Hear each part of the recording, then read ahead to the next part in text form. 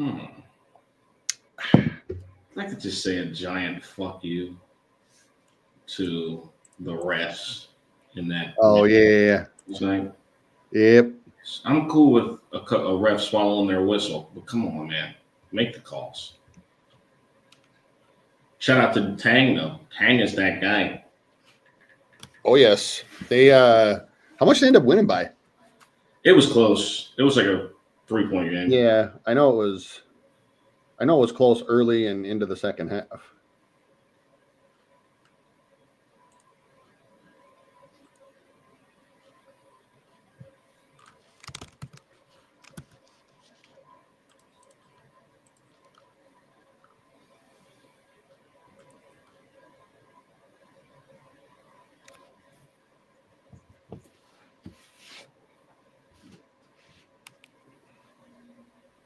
Okay, we are back. It is College Hoops RX with your boy Sosa Picks and Spin Doc Sports. It is Wednesday, February 12th, closer to Valentine's. Hope y'all took care of your Valentine already. You know, make sure y'all take care of that. Yep. And what's the deal, man? Good morning. How are you? Good, man. Coming off a little tidy 2-0 sweep. So always good. Always good to get all the money. Both of them were relatively easy cashes. Not a lot of sweat there.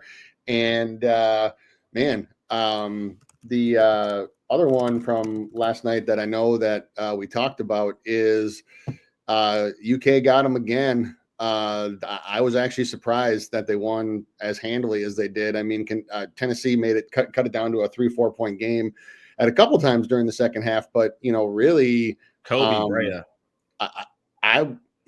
It was a little surprising to see the ease at which Kentucky scored with, but I guess from one standpoint, back-to-back road games for the Vols, and that part, back-to-back conference game. But I mean, but they won really without Carr or Butler really doing anything. I mean, the two of them had 8 combined points. Neither one of them played more than 22 minutes. So it was a team effort from UK. That was actually one of their more impressive victories. So shout out to Coach Pope because, man, they got the job done.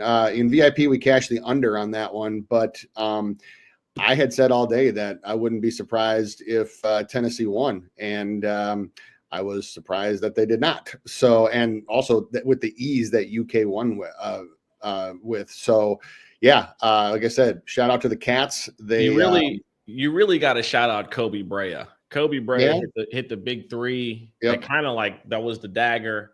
Yep. And then they did the foul game and all the little shit at the end. But man, like you said, Pope had him ready to go. You can always fade Rick Barnes in big moments. I think that's just what it is. It's just the bigger the game, the smaller smaller he is, man. It's becoming an epidemic with him. It's just them. Well, it's why I have it. It's why I said the rule that I might not always fade him, but I'm not going to back him, and that's why we just did a preview yesterday. That's why we didn't do official on that game, because I can't do it. Him and Bill Self in big games, I just can't do. Also, burned too many times. Huge shout out to SEC hoops.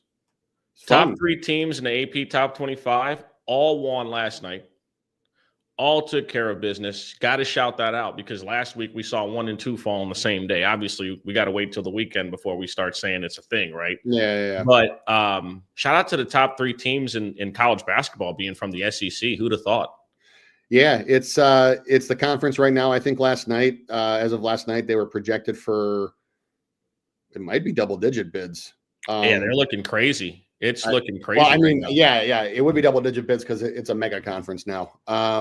So it's going to be them and the Big Ten and maybe the Big East are going to comprise a good chunk of the field. So yeah, the SEC is tough. Looking at the standings right now, I'm looking at these standings for the SEC and teams that first of all, there's a number of them that are just absolute locks, right? Like like Auburn's a lock. You have Alabama's a lock. Florida's a lock. Alabama, Florida. A&M's a lock. in Ole America. Miss, yeah. Kentucky, Tennessee, Missouri, Mississippi State. All of those are locks.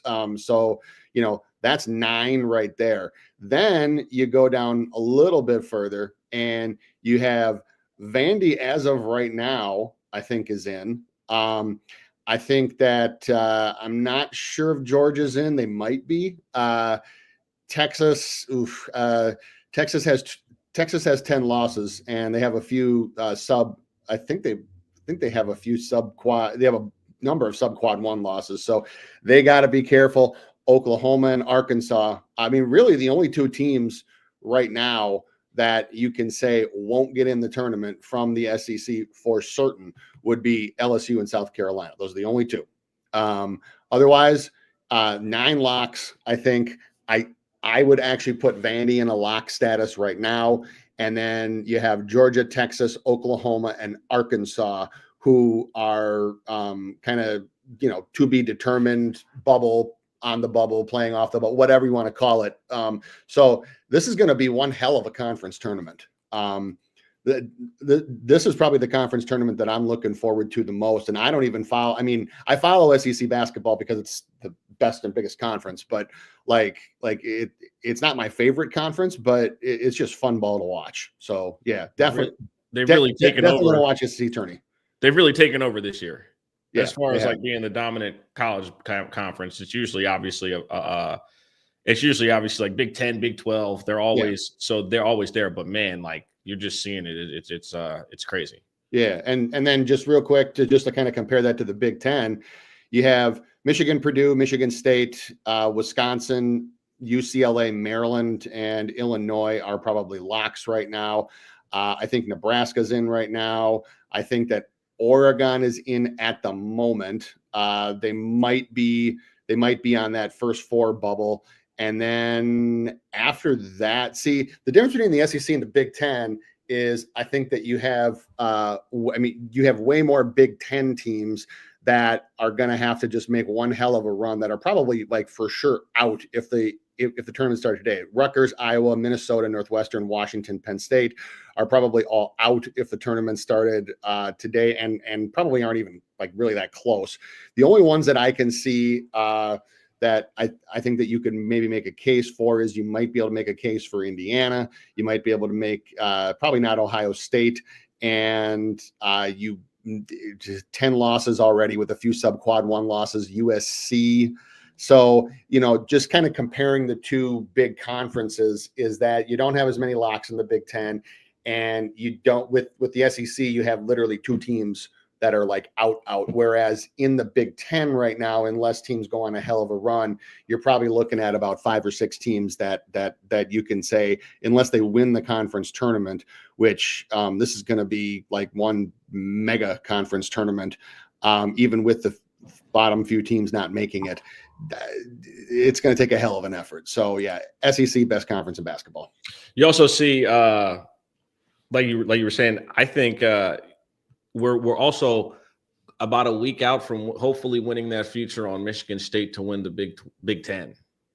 Yeah, they're what, a game they're a game behind right now, I think. Behind Michigan. They're gonna get them because obviously they play them at the end of the season. They play them at the end of the year.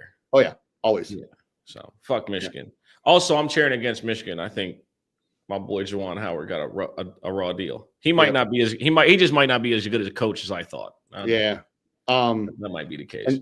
And then the other, just real, since we're talking about it real quick, the other mega conference for bids, probably the Big East. St. John's, Creighton, Marquette, locks. They're not going to keep Dan Hurley out of the tournament, so UConn's in. They're, Nova's a bubble team. They have some really good wins, but they also have some really, really bad losses, especially early in the year. So they lost to Columbia. Columbia is actually not bad this year, but they lost to Columbia. They lost to Virginia. They lost to, Georgetown's better, but they lost to Georgetown. The loss to Maryland isn't that big, but the loss to Columbia, even though Columbia is actually like not bad this year. Still, losing to an Ivy League team at home is not good. They lost to St. Joseph's.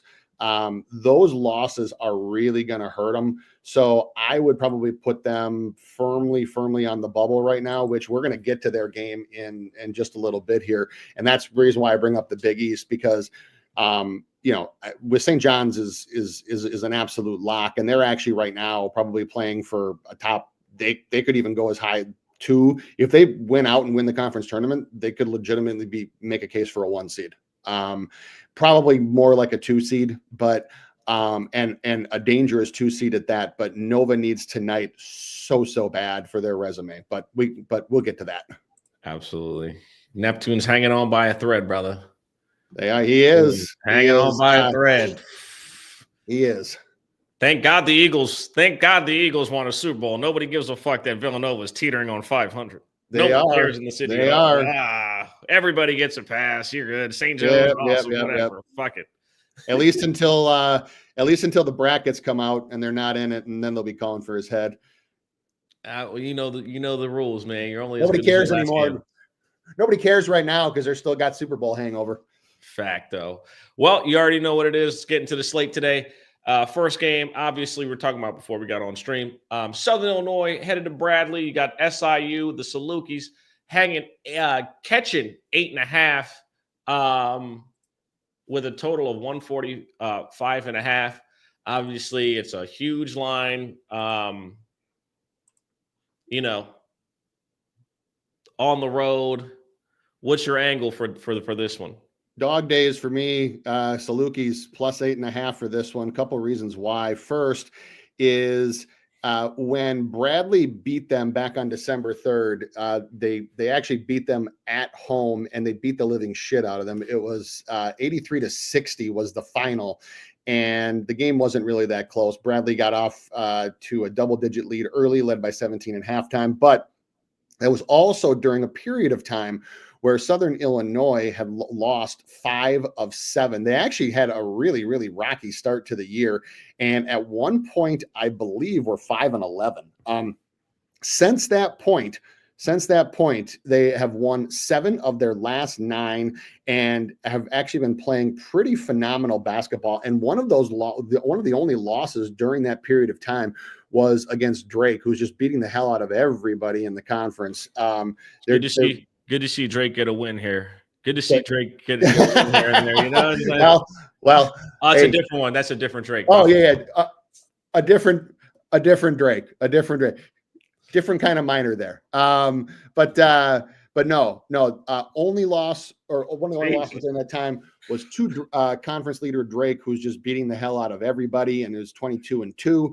But other than that, they've dodged multiple double-digit wins, and what they're doing it with here is a couple things. Number one is they get to the line exceptionally well. 124th in free throws attempted, over field goals attempted. Over there during this run, they're actually attempting a good amount of free throws per game, and to the point where they're over 20. And I talked about this yesterday. Anytime you can be over 20 free throws a game, and this is home or road, you're in a really, really good spot. What happens here, and what they didn't do last time against Bradley, is they did not get to the line, because it's tough to beat Bradley if all you're doing is shooting jump shots. So, I mean, they only scored 60 points and they shot 16 free throws. So free throws are up. And then you have a Bradley team who, you can see, 244th. They play an aggressive man-to-man defense. They get up in your grill, and it can lead to some fouls and some easy points. Bradley, in their last game itself, allowed 31 free throws. Last 3, they're allowing 23.7. So the other thing with Bradley is, while right now they are 3rd in the conference, they're in a little bit of a slide. Lost 3 of their last 4.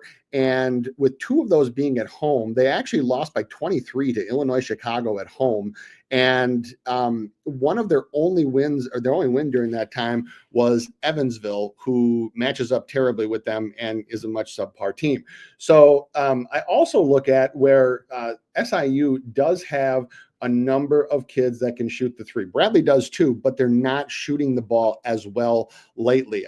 I kind of talked about some of their results, but their 3-point percentage, which they are top 60 in percentage of points from the 3-point and top 100 in percentage of shots from the 3-point line. And their 3-point shooting has been down a little bit recently during this slide. But the other thing that's been really, really down is their shooting defense.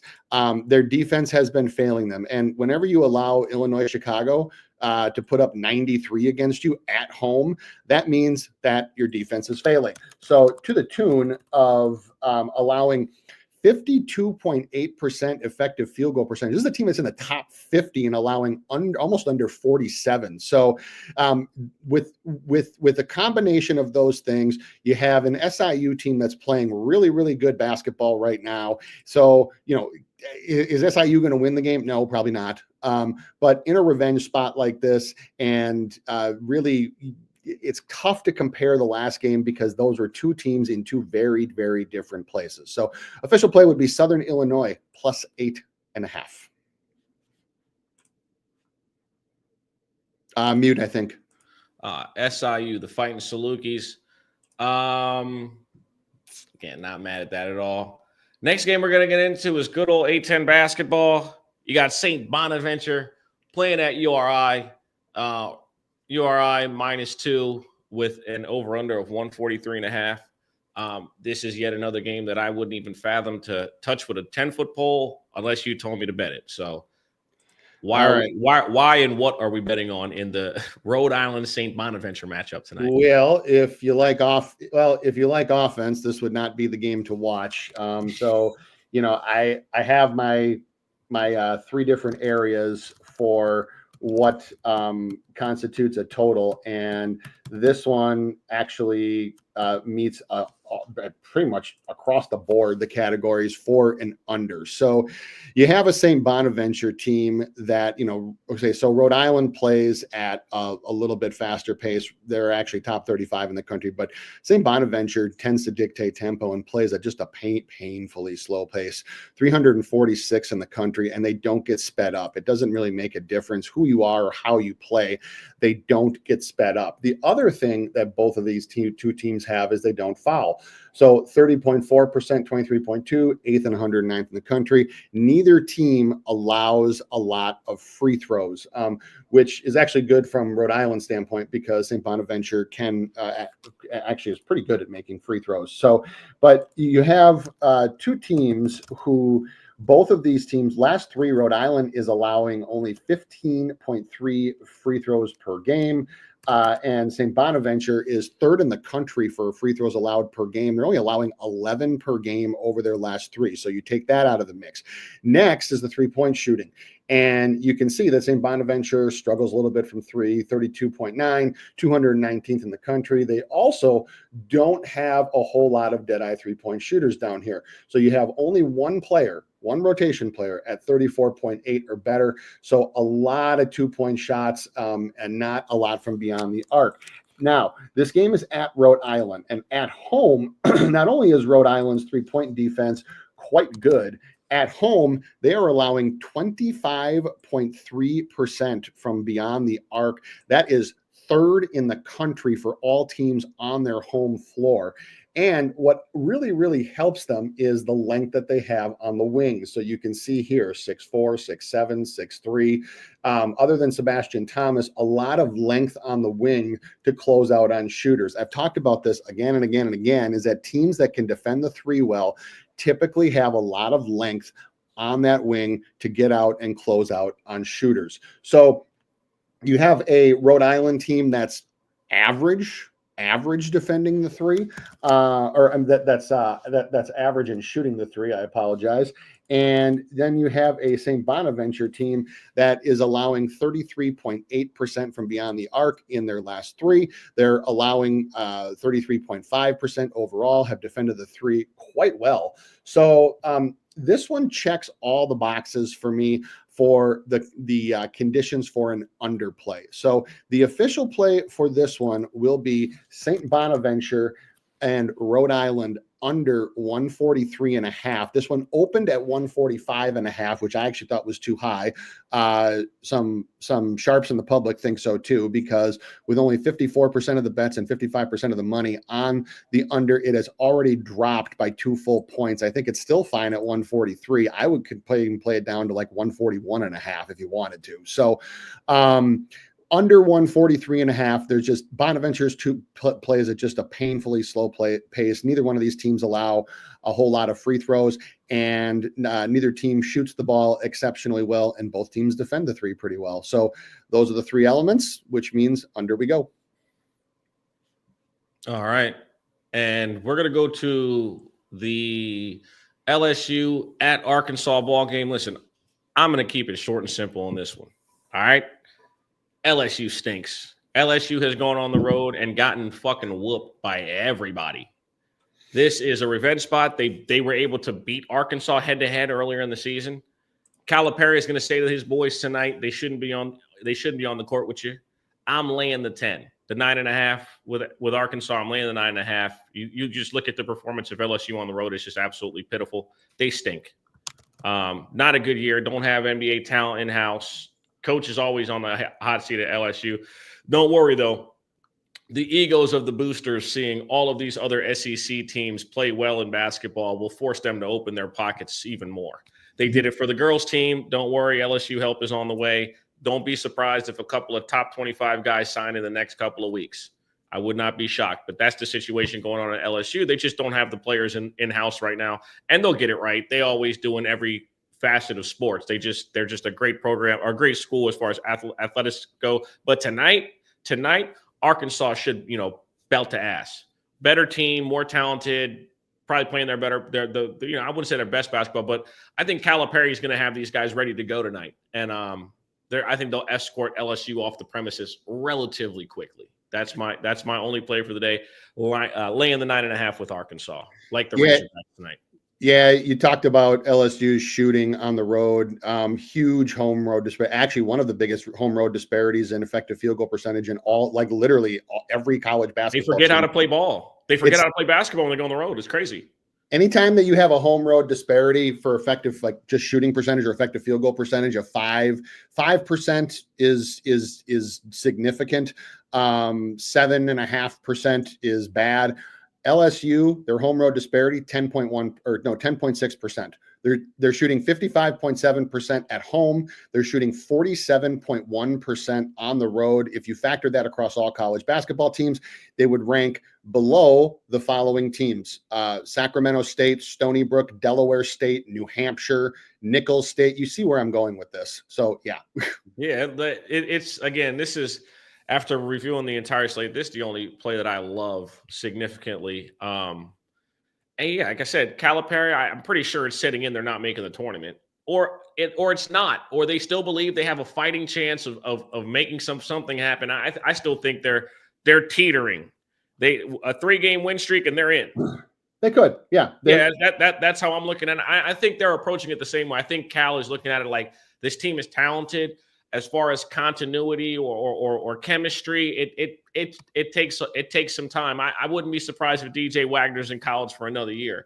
Disappointing because of how much hype he had entering college, but I think he'll be in college for another year too. Yeah, I don't think he's going to go pro this year. If he does, he'll probably still be a first-round pick, but just a very disappointing story thus far, in my opinion, based on how he was he was received entering college. Yeah. Right now, I know Lenardi has Arkansas as his first team out. So yeah, I mean they are literally like on the bubble of the bubble. So they cannot handle for sure can't handle a bad loss. And it would go much. It would go much further for them if they just beat the living shit out of LSU versus if they just kind of squeak by in a win, because they still got some tough games left. I mean, it's the SEC. Pretty much everybody's tough, but right now they are first 4 out, and they are the first team out for Lunardi. Now, that's as of February 12th, and we still got a month before brackets come out. So this is going to change significantly. So really, the Hogs control their own destiny. They control their own fate, and beating the living hell out of an inferior team would go a long way. Absolutely. On to probably the biggest game of the night, old school Big East hoops. St. John's coming down to Philly to Villanova. I know people in Philly hate Villanova. Yeah. Philly it's a little bit outside. Yeah, outside of the city. Big matchup. I was mentioning last night on a basketball stream. I was like, I think that without question, because we were talking about Louisville and Calip, or not Calip. Let me not fuck that up. And Rick Pitino, and Rick, just the way he's always been able to recruit, right, and get players that may not have ended up NBA guys, but he always recruited Jersey and New York so well. And the fact that he's in New York, my bold prediction for Pitino is I will guarantee he wins a championship at St. John's. He got a 5-year deal. I guarantee that he's going to win a championship at St. John's. He is going to be the guy. He's going to walk off into the sunset on that white horse, winning a championship at St. John's, because he's ahead of schedule. Yeah, he is. I've never seen. I thought, listen, maybe year 3, get some recruits in. Maybe you'll get top. Your first year, second year, get to like that 20 range. Yep.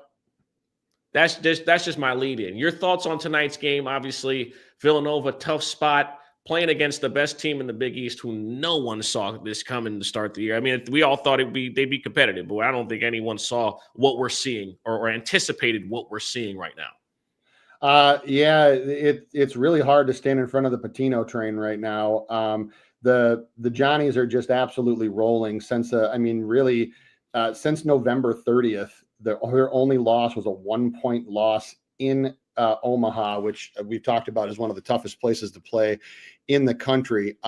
So for this one, like everything in me says take St. John's, but given the way that the line is and even how it's moved so far, I think that there's a chance. I'm not going to lay a dollar on it yet, but I think that there's a chance that Nova can pull off the upset. A couple reasons. Number one is if Nova has any realistic shot for the tournament, which right now they're out and they're not even first 4 or next 4 out. They're probably in that next tier. They're probably in the next 4 out after that. Is they need this win so damn bad. You hate to say that a game in February that's not an elimination game is a must win, but short of winning the Big East tournament, this is about as close to a must win as you can get. This would be a massive feather in their cap, because really the rest of the conference season, except for the tournament, they go to UConn, where they haven't had a whole lot of success. They got Marquette at home, which is a game that they can get, but then Butler, Georgetown, Providence, just kind of a bunch of middle of the pack teams. So this is kind of like the last and best chance to get a huge, not only a quad 1 win, but like the top of quad 1 win for the tournament. The other reason here is, as we know with any Pitino team, is that they force turnovers. So 14th overall in the country, they're forcing even more lately, almost at a 25% turnover rate, which, if you think about it, is pretty incredible. That every 4 possessions that somebody's playing against St. John's right now, one of them ends in a turnover. So that means to even have enough points to win, like you're almost going to have to score every other possession. Nolan Richardson would be proud. Richardson would be proud of what St. John's does. It's crazy. It's crazy. It's 40 minutes of hell, brother. It is. Be prepared. It is. Indeed. The one thing I'll say about Nova, though, is that that is one of their biggest strengths. Only a 14.6% turnover rate. They don't get sped up. They don't get out of sorts. And, really that's what St. John's defense is designed to do. So their turnovers come when they disrupt you, and they make you play too fast and too out of sorts at a speed and a pace that you're not comfortable with. That's one of the things that, for all the things positive, negative, some warranted, some not, that people have said about Neptune this season, is that they don't get sped up. The other thing that they have is that they do have bigger, sturdier guards. And so you need that when you're playing against a St. John's team that is just physical as hell, because you also have Eric Dixon. So 6'8", 265. I mean, one of the best players in college basketball this year, one leading scorer in college basketball. But the 6'8", 265 is the headline here, because St. John's thrives on putting a lot of physical pressure on the ball that forces you to make decisions quicker or different than you normally would. And not only does Villanova not do that, but they can also have periods where Dixon brings the ball up the court, and the kid is built like a mountain, and he's built like a Mack truck, and you're not going to move him. So they can do that. So that those elements can lead to Villanova being competitive in this game, as can the fact that Villanova's weakness on defense, defending the three, is the one thing St. John's offensively does not do well at all. Villanova actually has some decent guys to defend on the interior, and St. John's almost sub 350 in shooting threes. They're under 30%. It's the one thing that they don't do well, which is the one weakness that Villanova's defense has. So, if you can't make shots, it doesn't really make a difference if your opponent gives you open ones. So I'm not ready to say that Villanova either covers or wins yet. But what I'm saying is that this is one of those ones that has the elements of one that could be a lot closer than some people might think. Absolutely. Good old Big East hoops, man. Yep. Not out of the ordinary, just good old Big East hoops. Again, that is the show for today. Appreciate everybody that tuned in and locked in. Make sure you guys hit the like button. Make sure you guys repost a video onto the timeline, and are subscribed to Daily Bread Network. A lot of baseball stuff coming up soon here in the next couple of weeks. Shout out to everybody that rocked out with us. We will be live tomorrow. Right back to it. And again, appreciate everyone. Best of luck on your bets. Tail us and have a wonderful Wednesday. Peace. Yep.